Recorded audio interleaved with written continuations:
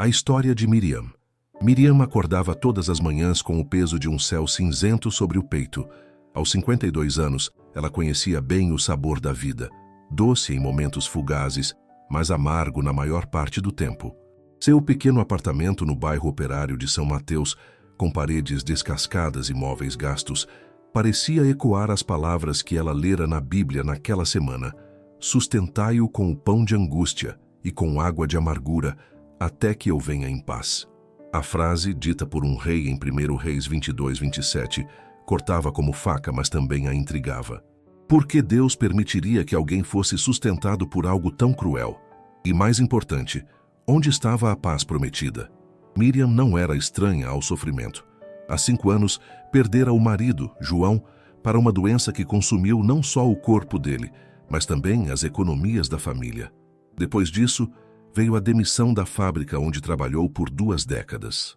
O desemprego, as contas atrasadas e a solidão se tornaram seus companheiros diários.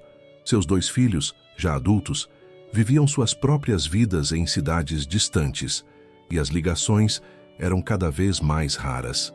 É como se eu estivesse numa prisão, ela sussurrava para si mesma, enquanto olhava pela janela o vai e vem dos vizinhos. Mas havia algo em Miriam que se recusava a apagar. Uma centelha de fé, pequena como uma vela tremeluzente, mas persistente. Todas as noites ela abria sua Bíblia, herdada da mãe, e lia. Não era uma leitura metódica, mas uma busca desesperada por sentido. Naquela semana, o versículo de Reis a confrontou. A história por trás dele falava de Micaías, um profeta que ousou dizer a verdade a um rei, Acabe, mesmo sabendo que isso lhe custaria caro. O rei, furioso, ordenou que ele fosse preso e alimentado com pão de angústia e água de amargura, até seu retorno. Miriam se perguntava, como alguém sobrevive a isso? E o que significa ser sustentado na angústia? O pão de angústia.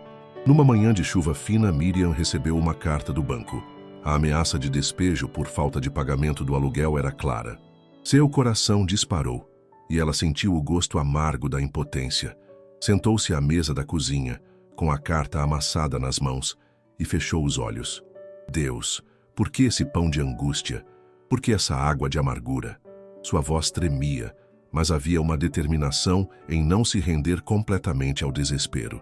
Naquele dia, ela decidiu caminhar até a igreja do bairro, um lugar onde não ia há meses. O pastor, um homem de 60 anos chamado Elias, a recebeu com um sorriso cansado, mas genuíno. Miriam desabafou, contando sobre a carta, o vazio, a sensação de estar presa. Elias ouviu pacientemente e depois pegou sua Bíblia. Miriam, ele disse, esse versículo que você mencionou não é sobre o fim da história. Micaías sofreu por falar a verdade, mas Deus estava com ele, mesmo na prisão. O pão de angústia não era o fim, mas um sustento temporário. Deus usa até o sofrimento para nos ensinar a depender dele. Miriam franziu a testa. Mas como depender quando tudo desaba? Elias olhou para ela com ternura. O pão de angústia não é o que Deus deseja para nós, mas é o que Ele permite para nos fortalecer. É como um remédio amargo que cura. Você já passou por tanta coisa, Miriam. E ainda está aqui. Isso é Deus te sustentando. A água de amargura. Os dias seguintes foram difíceis. Miriam começou a procurar trabalho, mas as portas pareciam trancadas. Aos 52 anos, ela ouvia constantemente que era muito velha para as vagas disponíveis. A amargura crescia como uma erva daninha que sufoca um jardim. Certa noite, enquanto organizava algumas coisas para vender e pagar parte do aluguel, ela encontrou uma carta antiga de João. Ele escrevera pouco antes de adoecer. Miriam, você é minha rocha. Mesmo nos piores dias, sua fé me faz acreditar que Deus está conosco. As lágrimas caíram como uma enxurrada. A água de amargura, pensou ela, não era só o sofrimento externo, mas o peso interno de sentir-se abandonada. Ainda assim, aquelas palavras de João reacenderam algo. Ela se lembrou de como, mesmo nos dias mais escuros do tratamento dele, eles oravam juntos. Não porque tudo estava bem, mas porque sabiam que Deus era maior que a dor. Naquela noite, Miriam orou de forma diferente. Não pediu que a dor sumisse, mas que Deus a ajudasse a carregar o peso. Se o Senhor me sustenta com esse pão de angústia, Que eu aprenda a comer com gratidão, disse com a voz embargada. Era uma oração estranha, mas autêntica. Um raio de paz. Semanas depois, uma vizinha, Dona Clara, bateu à porta de Miriam. Clara, uma mulher de 58 anos que vendia bolos caseiros, estava sobrecarregada com pedidos e precisava de ajuda. Você sempre foi boa na cozinha, Miriam. Quer trabalhar comigo? Não é muito, mas é honesto. Miriam hesitou. Não era o emprego dos sonhos, mas era um começo. Aceitou. Enquanto amassava a massa dos bolos, Miriam começou a sentir um alívio tímido. As conversas com Clara, as risadas sobre os primeiros bolos tortos, o cheiro de baunilha que preenchia a cozinha, tudo parecia um presente inesperado. Clara também tinha suas dores, e as duas compartilhavam histórias de perda e fé. A vida é assim, não é, Miriam? Um dia é angústia, outro dia é um pedacinho de paz, disse Clara, enquanto colocava uma fornada no forno. Miriam percebeu que, mesmo no meio da dificuldade, Deus estava presente. O trabalho com Clara não resolveu todos os problemas financeiros, mas trouxe dignidade e companhia. Ela começou a frequentar a igreja com mais regularidade, e o grupo de mulheres com idades entre 40 e 60 anos tornou-se uma rede de apoio. Elas oravam umas pelas outras, dividiam o que tinham e riam juntas. Era como se, aos poucos, a água de amargura fosse misturada com gotas de esperança.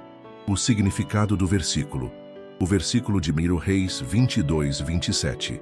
Sustentai-o com o pão de angústia e com água de amargura, até que eu venha em paz. Não é uma promessa de Deus, mas uma ordem de um rei humano, Acabe, que queria silenciar um profeta. No entanto, quando olhamos para a história de Micaías, vemos que Deus não abandonou o profeta, mesmo na prisão.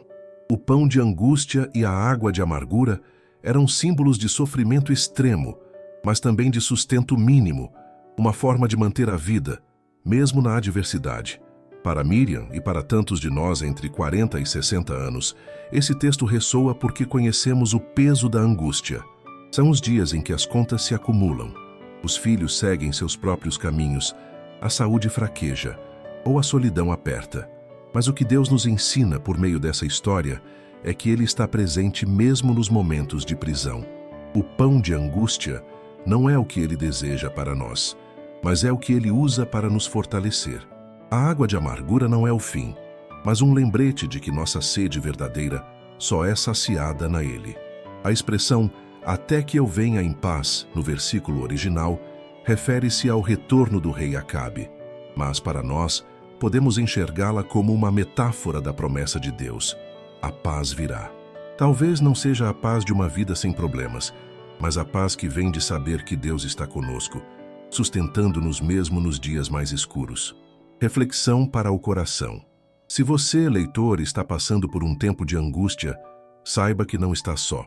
Assim como Miriam, você pode sentir que está preso, alimentado por um pão que machuca e uma água que amarga.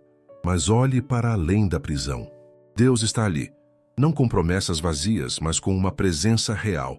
Ele nos sustenta, mesmo quando o sustento parece insuficiente. Ele nos guia, mesmo quando o caminho é escuro. A fé de Miriam não apagou todas as dores, mas deu a ela força para continuar. E aos poucos, ela descobriu que a paz prometida não é apenas um destino, mas algo que se encontra no caminho, em pequenos gestos, em mãos amigas, na certeza de que Deus, que nunca desiste de nós. Miriam ainda enfrenta desafios. As contas continuam, a saudade de João não desaparece, mas ela aprendeu a comer o pão de angústia com gratidão, sabendo que é temporário. E a água de amargura? Ela agora a mistura com a esperança que vem de Deus, que é como uma fonte que nunca seca. Que você, caro leitor, encontre essa mesma esperança, que mesmo na angústia, você sinta o toque suave do Deus que diz: "Estou com você, até que venha a paz."